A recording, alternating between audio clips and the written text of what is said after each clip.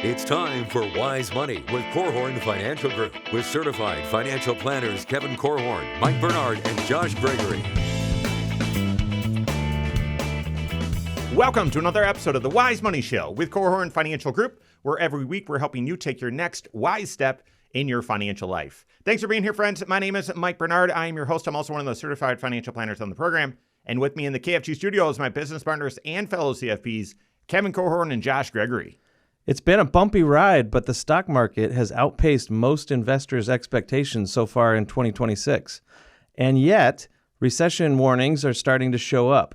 So what does that mean for investors and how you should position your portfolio? That and more on this hour of Wise Money. We're going to get into it, but just a hot take. The bear market or recession calls, what's your take? Too early? I think it's a little too early. Too early? Mm-hmm. Kevin, have a take. Yeah, well, I watched a video by Michael Paul Roth-Bernard. It was just a 10-minute video, 8 minutes. Next right step. And we were seeing some signs that we haven't seen since 2008. That's right. I know. So we'll talk about it. You know, but a few of the big names are saying, watch out.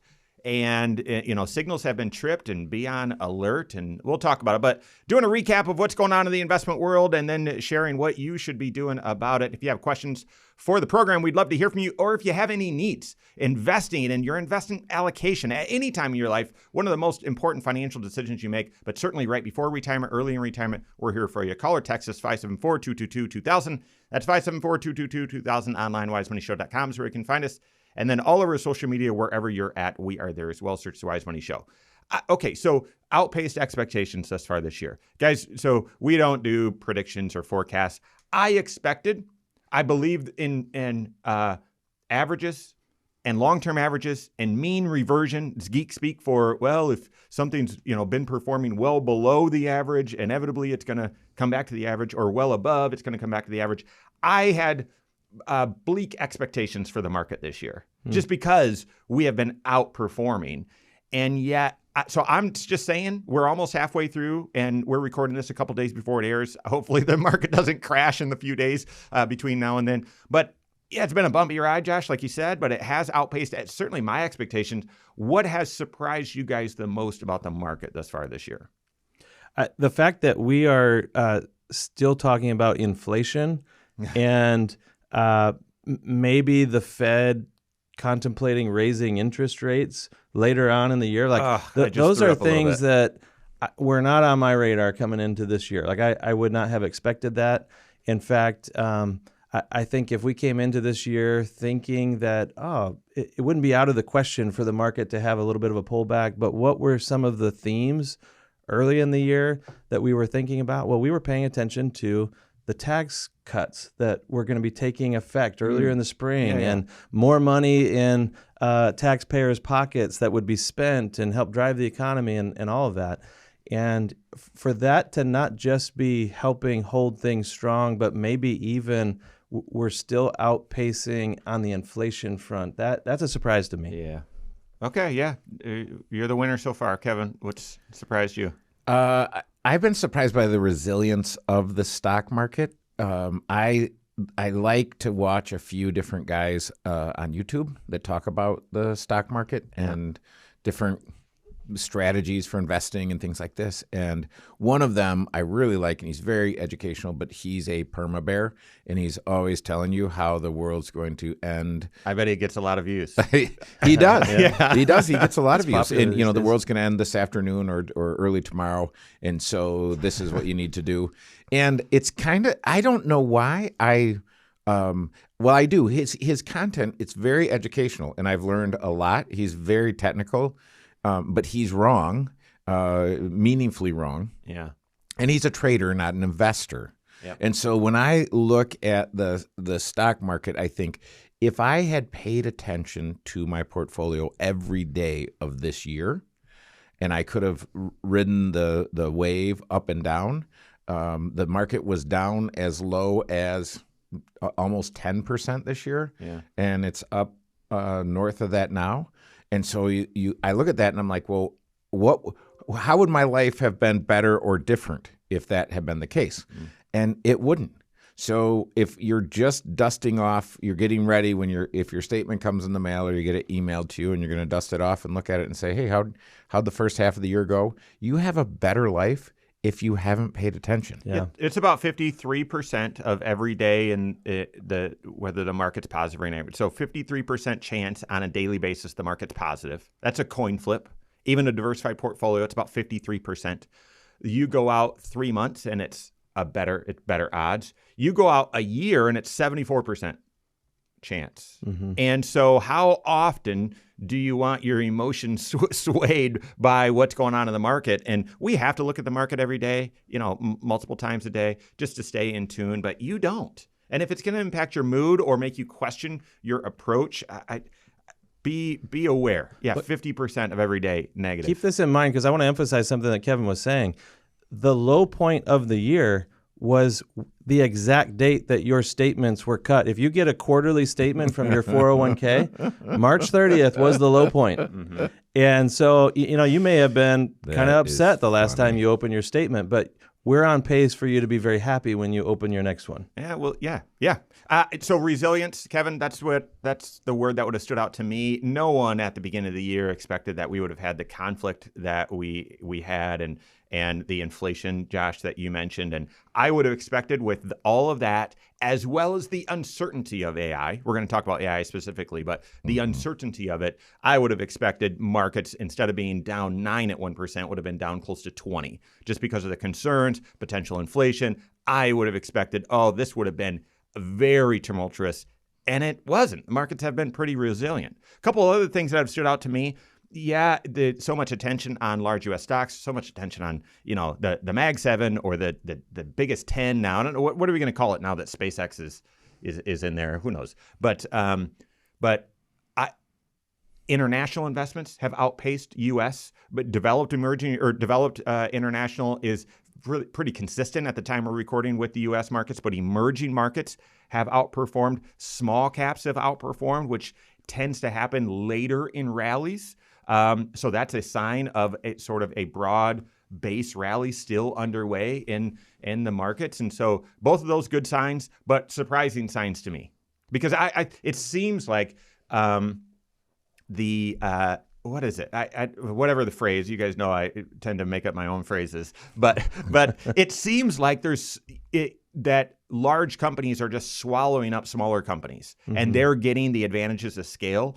And therefore, small caps are going to underperform, and they've done well thus far this year. Mm-hmm.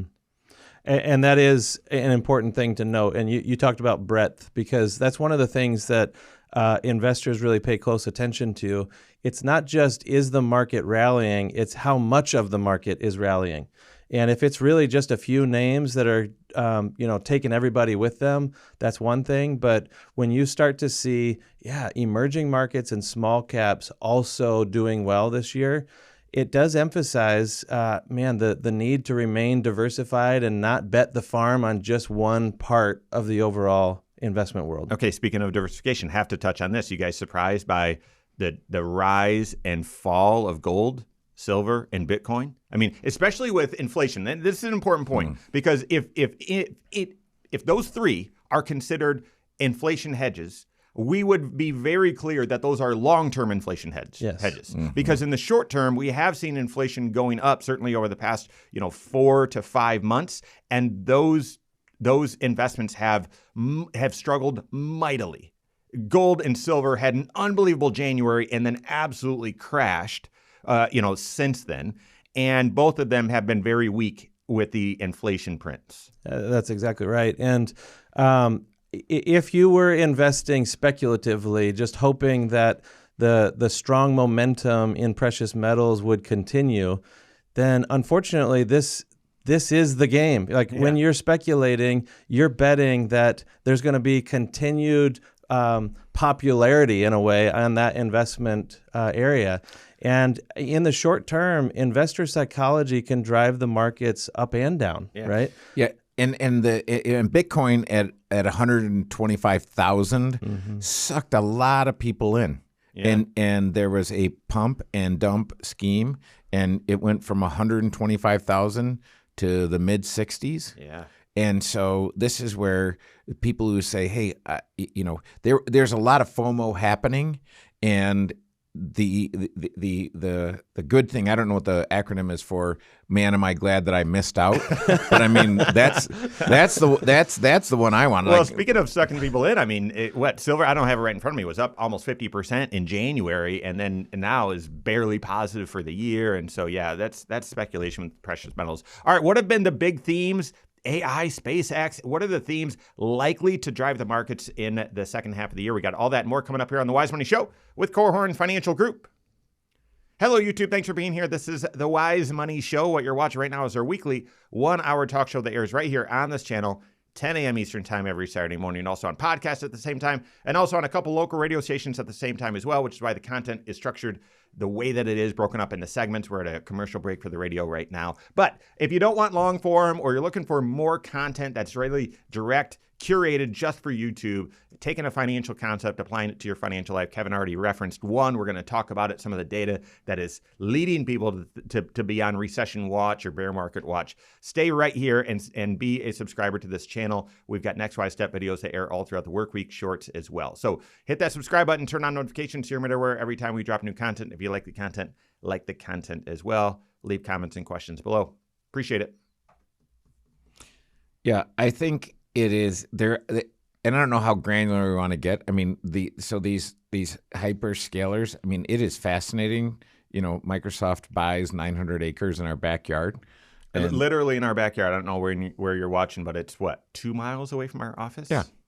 It's the old St. Joe farm. Yeah. So they buy the old St. Joe farm, and I don't know. I think there's somewhere between 50 to 100 yellow earth-moving machines. I mean, this is like if the little boy in me wants to just get out there and just play. Yeah. But I mean, it is amazing what's happening, because when you look at what these companies needed, like Meta, Microsoft, these other things, their CapEx was not meaningful to get going with the internet and to get software out there. Right. But with the data centers, it is huge. Mm-hmm. So these guys went from, Meta went from buying back shares to selling shares and raising cash and floating bonds and doing all this stuff to have money to do these things. Yeah.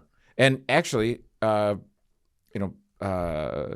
Elon and crew are out ahead of everyone because they had compute to sell, and they sold it to Anthropic, and Anthropic was the one who said, get X off of our platforms and Grok and things. So the drama behind the scenes is so fascinating. Yeah, that's well said. All right, we can pick that back up, but we'll weave into market concentration, AI, and inflation, interest rates, the Fed. We're not going to hit all that in this segment, but that's where we're going. All right. Hang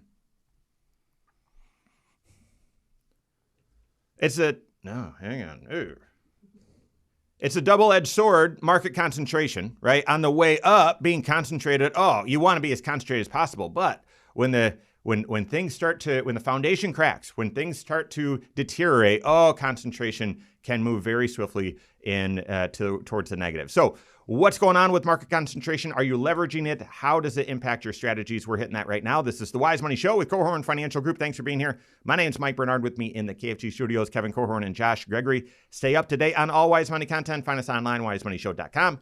And then all over social media, wherever you're at, we are there as well. Search The Wise Money Show. Doing a market recap thus far through the year, helping you get positioned for your portfolio for the second half. Really, not to just have incremental short-term gains, but to have the right perspective so that you can take the right approach to achieve your long-term financial plan. There's a reason you're investing. And absolutely, would it have been fantastic to put everything in silver and watch it go up 50% just a few weeks into January? That would be fantastic. You would have thrown up on the other side of that when it came down the mountain just a few weeks later. So having the right long-term strategy to achieve your financial goals. Guys, want to talk about market concentration. We are near all-time highs.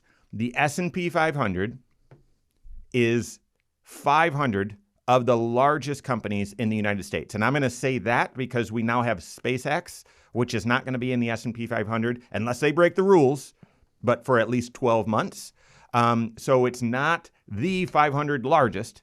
It's 500 of the largest. Let's Right. just be specific. But it's a broad representation of the overall stock market. And yet, each company doesn't get 1/500th of a weighting. Right now, 10 companies make up almost 40% of the entire thing. That is near record high concentration, the record broken a few months ago. That's exactly right. So because this is a market cap weighted, that's a whole bunch of jargon, but essentially think this is an index or a basket of stocks, 500 of them, that it's weighted towards the largest companies. And those largest companies are now representing over 40% of the S&P 500. It's an enormous concentration and just off the highest that it's ever been. So it has been slightly higher in the past 6 to 12 months or so. But we had kind of taken a dip with the market declining in the first quarter. And the rebound here has put us right back to those same concentrated positions. And so if you are investing in your 401k and you're buying the S&P 500 or some stock market index type of a fund, you may feel like, hey, I'm well diversified. And you're getting exposure to the broad markets, but you're not as diversified as you would have been 5 to 10 years ago. Yeah. And that's important to just pause and recognize. Your fortunes are tied to fewer and fewer names these days. And these are big names that you and I have heard of. It's those that are driving the AI revolution here. But that's something to just be aware of as you consider your own risk management approach to your portfolio. Yeah, I think when you think about this concentration, and we're talking about SpaceX, do you guys know how much SpaceX stock was actually sold to the public? Oh. What percent of the company? Is it 7%? This sounds really small. Yeah, I think it's 4%. 4%? So this is the confusing thing because you're like, oh, there's because people ask me, hey, should I buy SpaceX? Should I try and get it on the IPO? The IPO was oversubscribed, and there were a lot of places that you would buy at different brokerages that there are lockups.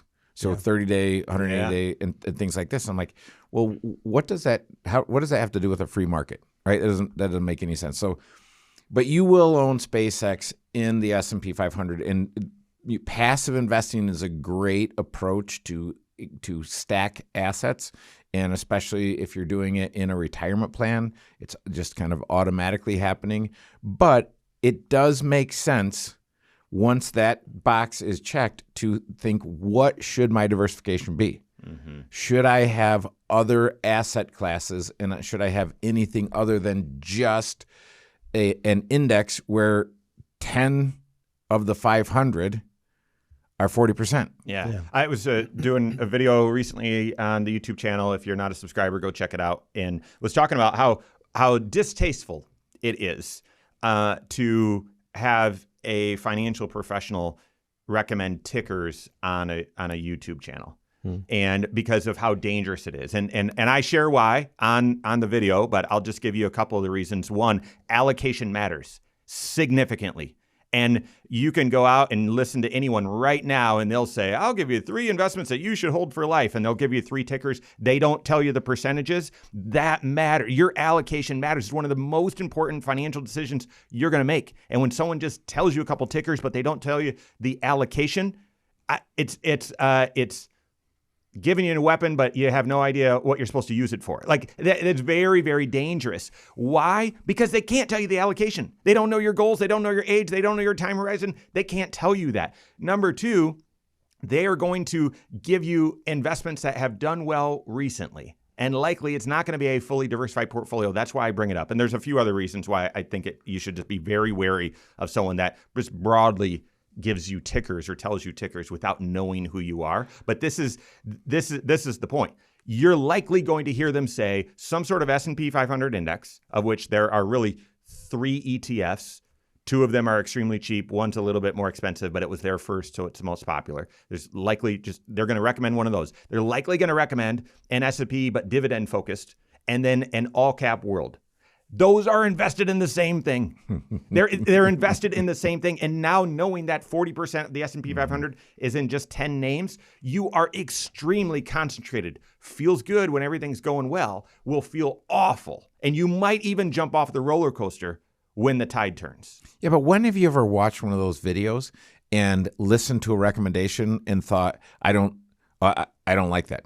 Like every time I listen to one of these videos, I think, man, I'm sold. Yeah, no doubt. This guy is smart. I mean, like my favorite thing used to be watching infomercials, and you get, you get the blue blockers. That's true. You get the set it and forget it. You get the was it ShamWow? Yeah, ShamWow, the mini fishing rod, all that stuff. I mean, it's so cool. Kevin's describing his basement right now. If you walk through it, all those things are in my the juicer, the Jack LaLanne juicer. So the point is, diversification matters now more than ever. Okay, it matters now more than ever, but you need to make sure you have true diversification. Yeah. And so, yes, having large cap, but also having mid cap and having small cap, having international, the allocation is extremely important, but we would go one step further. And diversification alone isn't enough. Because what you want is, when everything's going well, I want these smattering of investments to keep up with the market, keep pace, and so on. But when the tide turns, when things start performing, when the market goes risk off, I want to make sure my diversification helps protect. And it's very possible, this happens frequently during extreme times, that diversification fails at those times when you need it the most. They call it correlation. Goes to 1, meaning everything drops at the same time by similar magnitudes, and you're left feeling like, oh my goodness, I thought I was supposed to have some protection on the downside. You need to have multiple strategies as well. Diversification of strategies, so there's defined protection if the market goes down as well. That's exactly right. And these are the conversations that you should be having with your certified financial planner, not on how do I get into SpaceX? How do I get the right tickers? How do I time the market just right? This is a conversation about your long-term goals and the long-term strategy that will take you towards those goals. And unfortunately, that may be a fairly boring conversation. Right? Yeah. This may be a conversation about allocating amongst lots of different asset classes, different flavors of investing, all being represented in your portfolio. Some of them making you yawn when you look at them because they're not really in favor right now. They are there to help protect you. Some of these are investments that, Mike was talking about different strategies. Some of these that actually protect you on the downside. When the market begins to decline, it kicks in and can create a floor for you or prevent you from experiencing all of that downside. Those are not popular investments when the sky's the limit, everything is skyrocketing, and you think, I only want to hold these high-flying investments that are popular today that are worth talking about at the backyard barbecue. Okay, why? And we're going to put this link in the show notes on YouTube, but why? Because you're like, I want to be concentrated in these 10. They're unbelievable. Only 2 of these 10 were in the top 10 a decade ago. Only 2. And then when you look back at this chart, very few are still in the top 10 years later. So if history holds, 10 years from now, what is the high concentration, this is all I want to invest in right now, will not be in the top 10 years from now. Now, we are in a new revolution, so maybe it's a little bit different. But guys, that's where you want to make sure that you are diversified. What else is driving the market? AI, the Fed, interest rates, inflation. We've got that more coming up here on the Wise Money Show with Cohorn Financial Group. Lindsay, can you put that top 10? Yes. Do you want me to send it to you? Sure. Copy link to slide. What a great feature that they added. It's crazy. Okay, what's your take? NVIDIA? Oh, we did this maybe 6 months ago. Who do you think is going to win? In the top 10 years from now. I mean, right now, you got Tesla, Meta, Broadcom, Amazon, Microsoft, Alphabet. This is the dumbest name. It is the dumbest name. Apple, NVIDIA. You also have Micron and Lilly just were recently added. Which of those are still in the top 10 years from now? I mean, Amazon. Yeah. I think for sure the big dogs, the hyperscalers, if you will. So Microsoft and Google.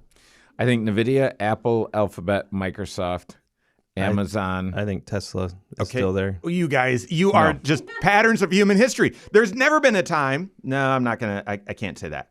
Where we've had 5 or more still be in the top 10 years later. No, maybe we've had one where we're there was 5. diversifying our guess here. At least one of them will still be there, right? I think Google for sure. I do not think Apple will be. I don't think Meta will be. I think you gotta imagine Amazon.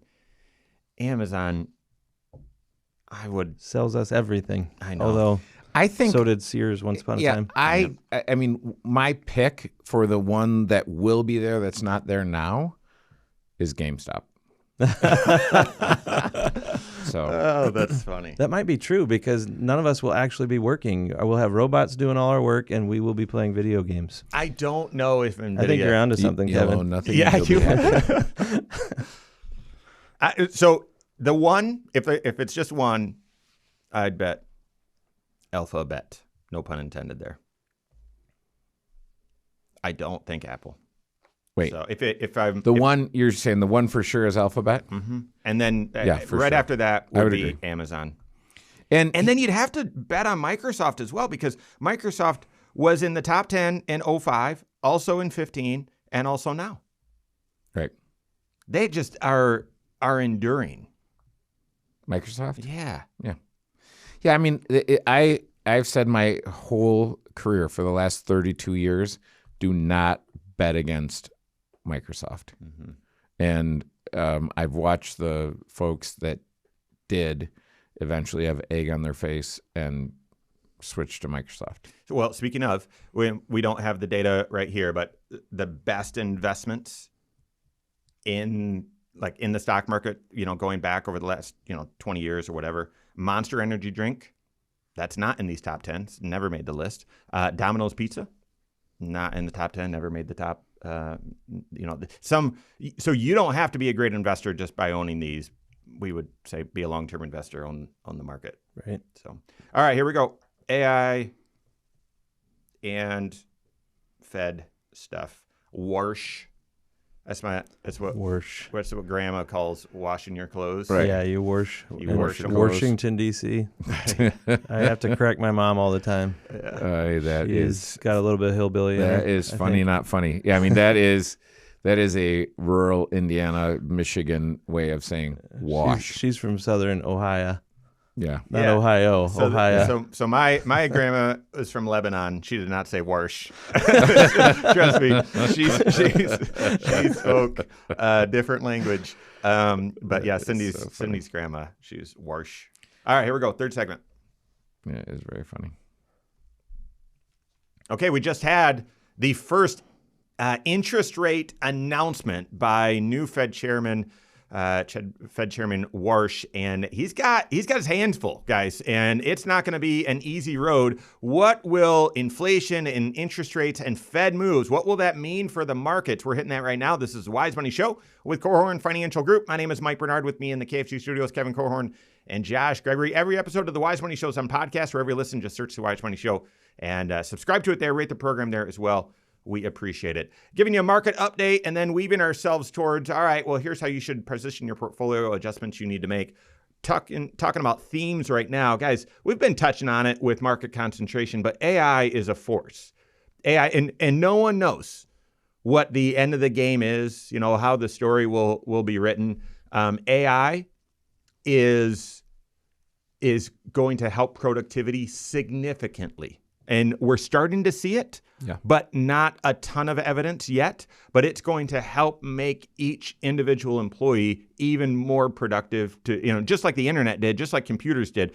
Productivity, if you map it over time, there's been a few inflection points. This is another one we're experiencing right now. And at the same time, wildly disruptive. Is it going to take out businesses? Is it going to take out industries? Is it going to take out entire sectors? We don't know. No one knows. And when the market, doesn't like uncertainty, it has this love-hate relationship with AI.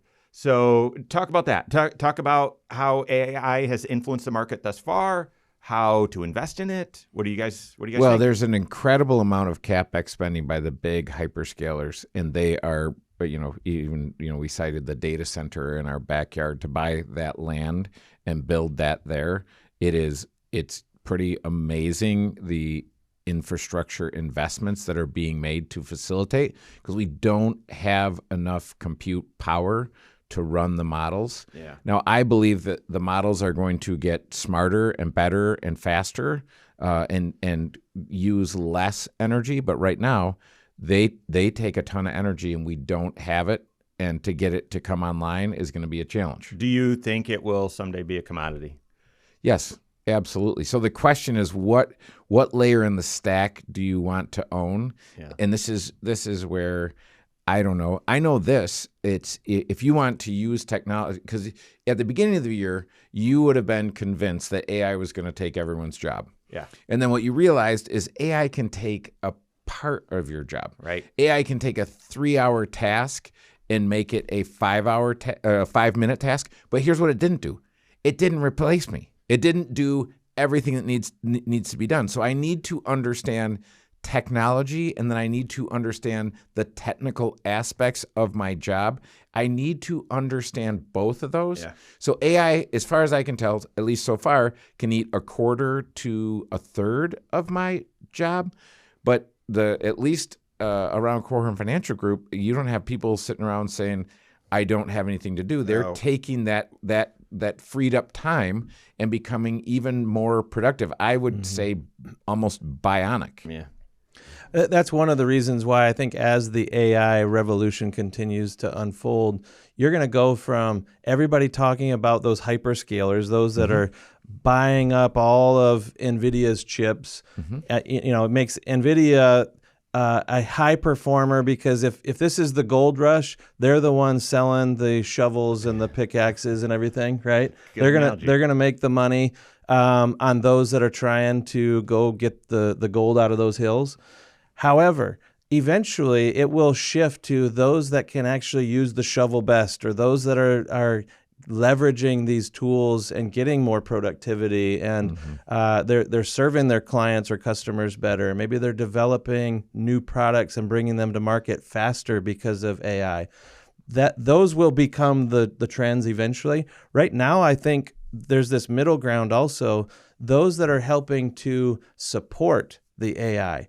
Those that are providing all of the energy or helping to build those data centers, those that are bringing cybersecurity to companies like ours. Those are going to be some of the winners as well. So the point here is, when you have a fundamental shift or a huge new technology, a revolution, I don't think is too strong of a word, there are all kinds of other industries that start to pop up, and that may be a ripe area for new small businesses to start up and to begin to serve the AI community, so to speak. But this story is not done being written, that's for sure. How do you invest in AI? Just did a video about that on the Wise Money YouTube channel. Go check it out. There's different tiers. We had an investor or client ask, hey, I've been in a client of yours for a while. I know we've got the right strategies and so on, but are we invested in AI? Should I be invested in AI? And we analyzed their portfolio, and it was 30-some% in AI. And so that's certainly the main layer, is just being invested in the broad markets and having that awareness. But there's different tiers to that as well. So go to YouTube and check that out, but certainly work with your financial advisor. Interestingly, AI, I would expect, because of its disruptive force and how it is kind of rewriting the trajectory of the future, I think we'll see whipsaws in the market. So I'd brace yourself for extreme highs, but also very quick snapbacks. And I'd make sure that you have the right allocation, the right hedging, the right approach in your investment strategies, because if you hit the wrong end of that at the wrong time, it could really wreak havoc on your financial goals and financial plan. But I think it's going to create more volatility. And how do you take advantage of volatility? Yeah. I think that's something you're kind of helping us prepare mentally or emotionally for some of the volatility. One of the ways that you benefit from it financially is by staying the course when we do have these pullbacks in the market. If you are contributing to your 401k and you're investing in types of mutual funds that are bouncing around a bit, you may kind of lose heart potentially and say, I'm done buying that. Look at I keep pouring money into this investment and my account balance still goes down. Or that mutual fund, it's like I'm pouring it down the drain. You're not. You're buying new shares of an important investment that will rebound. And it may be rebounding very rapidly. It may be bouncing around, as you said. If you're not mentally ready for it, then the risk is that your reaction when it occurs is the wrong one. And so using approaches like dollar cost averaging, where you are dripping the same amount of money into these investments over time, whether they are up or down at the time, doesn't matter. The point is you're staying the course and not letting emotion rule you with your portfolio. So AI has the potential. It's interesting. There's a take right now that the token cost is far lower than what it should be, but they're trying to get you using it. Mm-hmm. And we don't need to say addicted, but like sort of dependent on it. And then they're going to price the tokens on a more. So your $20 a month plan probably won't be $20 a month out there in the future. And yet that doesn't break this law that technology, and I would expect AI is deflationary. It is deflationary. We need inflation in our financial system to work. That's not me rooting for inflation. That is just sort of how it's wired, not in the US, but across the globe. We need inflation for this system to work. Technology is deflationary. And that leads us into kind of the last big driver of markets right now, and that is inflation, interest rates, and the Fed. We have had, this surprising conflict and then a surprisingly stubborn inflation move with it. Hopefully that starts coming back down. And new Fed chairman just announced, hey, we're keeping rates the same. However, a rate increase is not out of question if things stay elevated. That is certainly going to be driving the markets, guys. Yeah, it is, because the markets are constantly trying to guess or forecast what the Fed's going to do next. The Fed has the ability to either help to accelerate or slow down the overall economy, and the stock market is trying to predict what they're going to do next. Mm-hmm. My daughter just took high school economics, and she had a big project at the end of the semester where they had to design an amusement park that displayed all of the different economic theories and concepts that they learned. And one of them was you had to put on a roller coaster where you think we are in the business cycle. Like, are we climbing and things are expanding in the economy? Are we headed into a recession? Where are we? And we both agreed, as I was helping her, that the roller coaster car is nearing the top of the big hill. And this is the time when the Fed may start tapping the brakes because things start to accelerate too quickly. And raising interest rates is one of their primary tools. Well, that's an interesting segue, Josh, because we are getting some bear market calls, recessionary calls, and I'm curious, guys, should you be preparing for that? We got that more coming up here on the Wise Money Show with Korhorn Financial Group. Very interesting. Well, does that just make me a nerd to say, oh, that would be such a fun project? And I kind of want to see what you did. It was fun, actually. They had to make a poster. They had to do an advertisement for the like a commercial for the amusement park. Had to give a slide presentation to the class and everything, and they did really well on it. So that's that was very cool. All right, so fourth segment, we're not getting into listener questions, but curious, we'll get into any themes that we haven't mentioned or any new themes that you guys think are likely to move the market. Recession calls, bear market calls, and then some quick tips on, what should you be doing. I think we've sprinkled some of that in throughout the show. So hopefully hitting all three of those here in this fourth segment. Sounds like we're going to land the plane here, Mike. Yes. Here we go. Thanks for being here. This is the Wise Money Show with Korhorn Financial Group. My name is Mike Bernard. With me in the KFG studios, Kevin Korhorn and Josh Gregory. Every episode, as well as a lot of other content, is on the Wise Money YouTube channel. Go check it out. Go to YouTube, search The Wise Money Show. You can subscribe to it there. Turn on notifications so you're made aware every time we drop new content. Leave comments and questions there as well. We appreciate it. Would love to hear your themes, your concerns with the overall market this year. Engage with us there on the Wise Money Show on the YouTube channel. Okay, guys, we have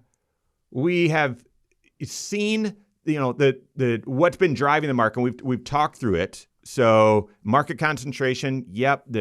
These what are they? Superscalers, hyperscalers. Mm-hmm. We've AI, Fed, interest rates, inflation. Anything that we've left out? Anything else that it really stands out to you that's been driving the market, or any new emerging themes that you expect may drive the market in the second half of the year? What do we leave out so far? I wonder how much oil prices have contributed to the inflation that we've been feeling. And a lot of that is driven by the uncertainty about wars or rumors of wars all around the globe, but especially in the Middle East. So, as things hopefully calm down a bit, and we've heard before, there's a peace agreement in place, but then it's not, and then we're back on again. You don't know, but each time there's an announcement, either positive or negative, ending the war or continuing it, if there's some sort of an effect on oil prices and the markets react to it, right? And it is because the economy globally is so interrelated. And so I think this is a time to be cautious as investors and not believe that you have figured out the theme or exactly what's going to drive the markets in the next 6 months, because we might be hours away from an announcement that turns that all on its head. Mm-hmm. And so getting too focused on short-term announcements, the noise that is presented as news, those are the types of things that I think we have to defend ourselves against, and instead expand our horizon, look further out in your strategizing, and have the conversations with your financial advisor that are more long-term and not short-term trends or events. Yeah, I mean, there was a lot of excitement and buzz about the SpaceX IPO and things like that. And you just go look at Patrick Boyle's video about that. Yeah. And I would say educate yourself. If you're interested, educate yourself, but don't get caught up into the hype and the buzz. And I had a guy that came in earlier, and he was just talking about, I made a couple $1 million in the stock market so far this year, and he wasn't really looking for financial wisdom. He kind of wanted to just tell me about how amazing, how awesome he is. Yeah. And I mean, good for him. But that's not how most of us should operate our financial operating system. Yeah. So I still say get the blinders on and get focused on what's really important, because if you had followed the war, and I like every day I watch a couple different guys, and that's where I get my news from. But it's the most unbelievable yo-yo. Like, hey, we've actually, there's going to be an unconditional surrender, except for these conditions, and then, but we're at peace except for those drones that just flew into our Apache that just went, and you're like, wait a minute. And then you're like, I am not smart enough to understand what's going on. So here's what I know. I know I need a financial plan that works. I need to work with a planner who is a certified financial planner, and I need to get an 8% CAGR, compound annual growth rate. If you're invested in a diversified portfolio, you're probably close to that this year. Yeah, already. So I'm glad you mentioned SpaceX again, because the second half of the year, probably going to see Anthropic going public, may even see OpenAI. Is there even enough capital to be attracted to those? Like, what's going to happen? Will that suck some air out of SpaceX? It's going to be very, very interesting. Right. Where is that capital going to come from? Yeah. So these are big questions that are going to likely drive the market. Then the other thing, and this is going to lead us into where I've been saying we need to go, and that is, some attention is going to be on the consumer. the economy and the stock market, they are connected, but they're different things. And the what stands in the middle of both is the consumer. The consumer spending and consumer activity drives about 70% of economic activity, which means it drives a lot of the revenue businesses make, and that influences their profit. And right now, hasn't happened since April of 2008. So during a significant crisis right before the waterfall, it was the last time the personal savings rate was as low as it was most recently. The most recent print showed the personal savings rate at 2.6%. It normally is between 4 and 5%. You should be saving 15% towards retirement, by the way, or a right amount for you and your specific goals. Work with your CFP on that. But 2.6% shows it's either a data point that's just going to course correct and self-correct itself over these next few months, or it's going to be indicative that, hey, the consumer's feeling the squeeze and they might not be able to spend as much out there in the future. And therefore, we could be seeing a recession. More Wall Street firms are waving the white flag. Bank of America came out and said 7 of their 10 indicators for a bear market have already been tripped. You should be on high alert. Guys, what are your thoughts on that? Well, if you look at the University of Michigan Index of Consumer Sentiment, it's the lowest it's been in 10 years. Yeah. So what does that mean? I don't know. You hear, I will watch and hear politicians talking about how important inflation is and the price of gas at the pump, and they say how much it costs to fill up your tank, and they're not within $50 of what it costs to fill up your tank. So our overlords are really out of touch with what's going on. But it is amazing. If you'd have told me 10 years ago that the United States would be the top producer of oil in the world, you would have said, "Wait, that's not possible." I thought we ran out of oil. Like, did they make more dinosaurs and put them down there to become oil, or what? Like, what's happening? So I think there are a lot of surprising things, and I do think if there could be peace in the Middle East, which, I mean, I'm not an optimist, but if there was, and oil flows smoothly, and the Straits of Hormuz are not mined, and everything else, like, there's a lot of ifs, but there could be some really positive stuff, because the infrastructure spending that's happening in our country, even in our backyard, because you're looking like, well, those projects don't happen around here. They're happening around here. If we do get a pullback in the market, I would hope, and I can say this with a somewhat level head at the moment, I would hope it's a consolidation as opposed to a panic selling. Because, Kevin, there is a lot of infrastructure being built for the economy of the future. And therefore, if we see a pullback right now, hopefully that is helpful and therapeutic. I mean, stock prices compared to earnings are elevated right now, and not this big event sort of thing. So I think it's early to call recession, bear market, but I would expect some volatility. You asked us that question at the beginning of the show. Yep. What's our hot take? Do we think it's early or right on time? That, yes, I saw the same articles about Bank of America saying 7 of their 10 bear market indicators have been triggered here. The reason that I say it's early, but it almost doesn't matter, is a bear market is coming at some point. We know that it's coming. It's not if the market's going to pull back, it's when is the market going to pull back. Yeah. And my question for you as an investor and someone who aspires to retire, or maybe already is in retirement, is, are you ready for it? Mm-hmm. Not if it happens. We know when. It is a question of when, not if. To me, the question then for you is, do you have the right amount of cash in place? Is your portfolio invested with the right level of risk right now? Or has it drifted higher on the level of risk, and you might be more exposed than ever to that pullback when it happens, not if it happens? And so these are the conversations that I would encourage you to be having with your certified financial planner right now. Let's evaluate. Is now the time to take some of the gains from recent years and set it aside, like pulling things out of the garden and putting it in the pantry so that you know it's there for you when you need it? Cash that can help you bridge the gap between when the market declines and when it recovers. Because that will be the next when conversation, not if the market recovers from this horrible, awful situation. No, it's when. This is part of the course. This is, to be expected, I guess. And if it's to be expected, then you need to be planning for it right now. So get started on that conversation with your advisors. And if you want to work on your thinking, go get a book. Yeah. If you haven't read it, go read The Psychology of Money by Morgan Housel. Love it. All right, that's all the time we have for today. On behalf of Josh Gregory, Kevin Korhorn, all of us at KFG, have a great weekend. We'll see you next Saturday for the Wise Money Show with Korhorn Financial Group.